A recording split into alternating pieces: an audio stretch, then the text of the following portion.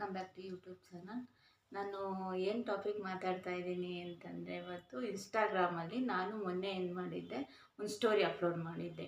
ಏನು ಕ್ವಶನ್ಸ್ ಏನಾದರೂ ಇದ್ದರೆ ಕೇಳಿ, ನಾನು ಆನ್ಸರ್ ಮಾಡ್ತೀನಿ ಅಂತ ಅಂದು. ಓಕೆ, ಫಸ್ಟ್ ಒಂದು ಕ್ವಶನ್ ಏನಂತಂದರೆ, ನಮ್ಮ ಯೂಟ್ಯೂಬ್ ಚಾನಲ್ನ ಇನ್ನೂ ಸಬ್ಸ್ಕ್ರೈಬ್ ಮಾಡಿ, ಬೇರೆಯವ್ರ ಹತ್ರನೂ ಸಬ್ಸ್ಕ್ರೈಬ್ ಮಾಡಿಸಿ ಅಂತ ಕೇಳಿದ್ದಾರೆ.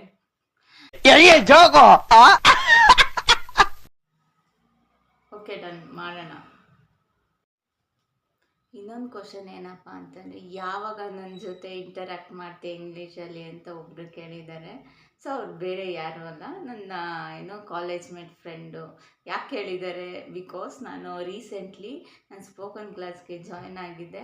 ಸೊ ಯಾವಾಗ ಇಂಟರ್ಯಾಕ್ಟ್ ಮಾಡ್ತೀಯಾ, ಯಾವಾಗಿಂದ ಮಾತಾಡ್ತೀಯಾ ಅಂತ ಅಂದ್ಬಿಟ್ಟು ಕೇಳಿದ್ದಾರೆ.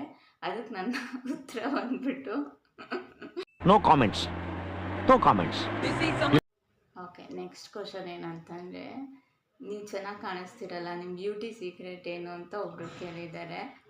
ನಾನು ಇದನ್ನಂದರೆ ನಾನು ಚೆನ್ನಾಗಿದ್ದೀನಿ ಅಂತ ಅನ್ನೋದು ನಾನು ಜಾಸ್ತಿ ಬಿಲೀವ್ ಮಾಡೋದು ಅಂದರೆ ನಾರ್ಮಲಾಗಿ ಎಲ್ಲರೂ ಹೆಂಗಿರಬೇಕು ಹಂಗಿದ್ದೀನಿ. ಏನು ಎಕ್ಸ್ಟ್ರಾರ್ಡಿನರಿ ಬ್ಯೂಟಿ ಏನಲ್ಲ.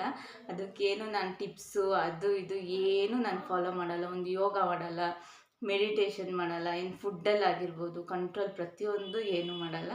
ಇದಕ್ಕೆ ಬೈ ಬರ್ತ್ ಅಂತ ಹೇಳ್ಬೋದು.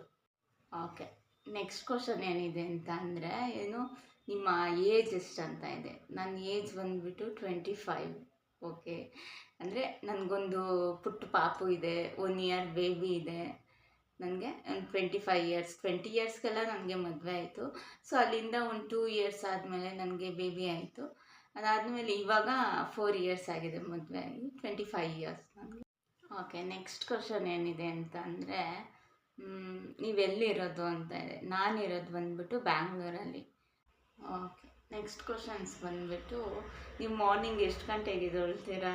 ಓಕೆ, ನಾನೇನು ಅಷ್ಟು ಬೇಗ ಎದ್ದೇಳಲ್ಲ, ಸ್ವಲ್ಪ ಲೇಸಿ, ನಿದ್ದೆ ಮಾಡಬೇಕು. ನಾನು ಸ್ವಲ್ಪ ಲೈಕ್ ಹಿಂಗೆ ಕಣ್ಣು ಎಳಿತಾ ಇರುತ್ತೆ, ನಿದ್ದೆ ಮಾಡಬೇಕು ಅಂತ ಅನಿಸ್ತಾ ಇರುತ್ತೆ. ಸೊ ನಾನು ಇದರ 6 o'clock ಅಷ್ಟೇ.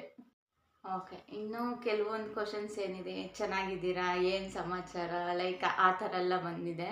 ಚೆನ್ನಾಗಿದ್ದೀನಿ, ಸಮಾಚಾರ ಎಲ್ಲ ಏನು ಮಾಮೂಲಿ ಡೈಲಿ ರೊಟೀನು, ಎದ್ದೋಳು, ಕೆಲಸ ಮಾಡು, ಮಗು ನೋಡ್ಕೊ, ಇಷ್ಟೇ ನನ್ನ ಸಮಾಚಾರ ಆಗಿಬಿಟ್ಟಿದೆ.